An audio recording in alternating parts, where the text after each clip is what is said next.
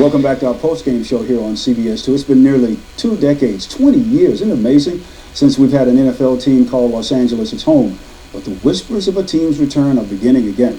For the first time, the Chargers, Raiders, and Rams are all working on a year-to-year lease in their current venues, and all three teams are also actively searching for a new stadium. Last December, Rams owner Stan Kroenke bought 60 acres of land next to Hollywood Park. And according to Sam here, Kroenke has also looked into buying the entire Hollywood Park property, which would give him all the land needed for a new stadium, parking, and a lot more.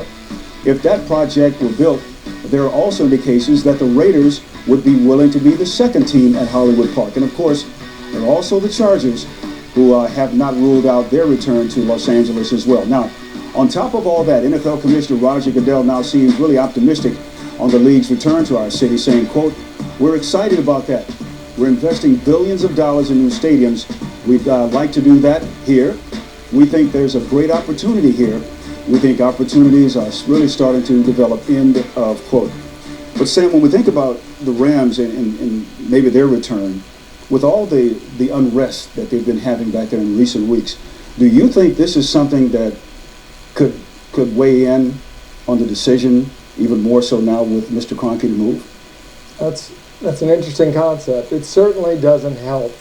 And the Rams and St. Louis are already so far apart in what the Rams want and St. Louis is offering. I think the Rams already have one foot out the door. And Stan Kroenke wants to return to Los Angeles. He has the land for a stadium. That would be the first team back in. But that is a really interesting question and an interesting concept. Because you know Mr. Kroenke, you've talked to him, and it seems to me like he's a very straightforward guy, but he knows there is this process that you have to go through.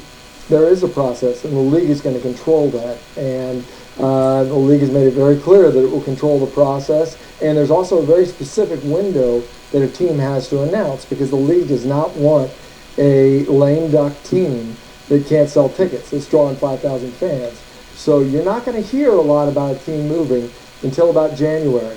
Mid-January to late February is that window when a team would announce.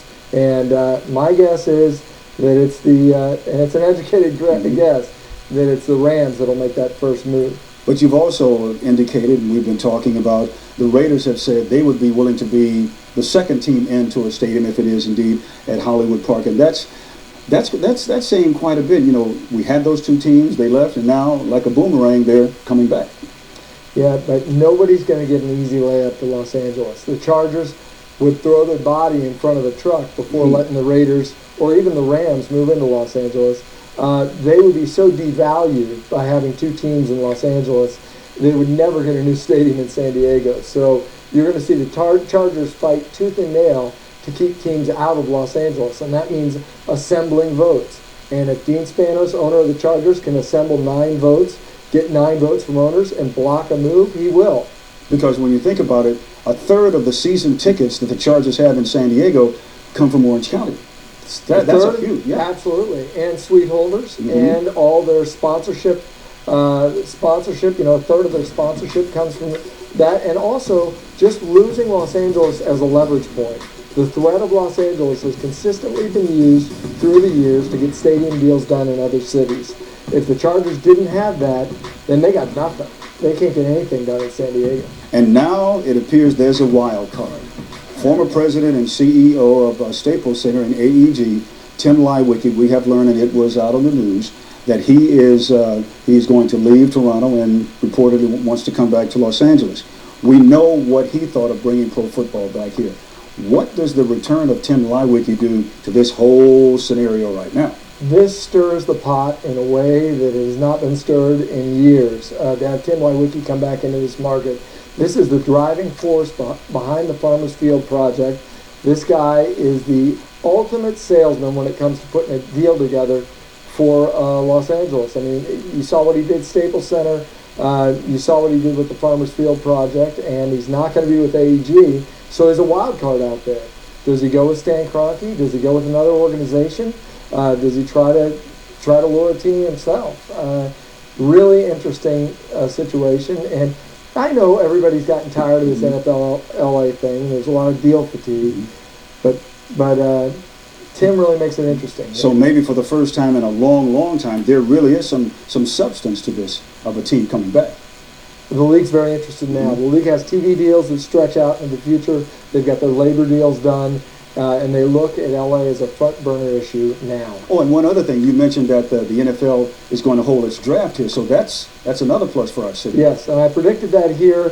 The NFL will bring the draft back. They haven't announced that, but that's my prediction, that they're going to come back, and we'll find out early in the season that LA is going to host the draft. He's not predicting. He has and deals with facts, that's for sure. All right, everybody, we have so much more to show you on this edition of Sports Central's postgame show. Coming up next, Jimmy Graham continues to celebrate his touchdowns with a dunk over the goal post, but it will cost the Saints tight end and cost him big. We'll have the highlights for you. And after all the turmoil of the past few months, I sat down with Clipper head coach Doc Rivers about the Donald Sterling scandal. We'll have that when we come back right here on CBS2, home of Thursday Night Football.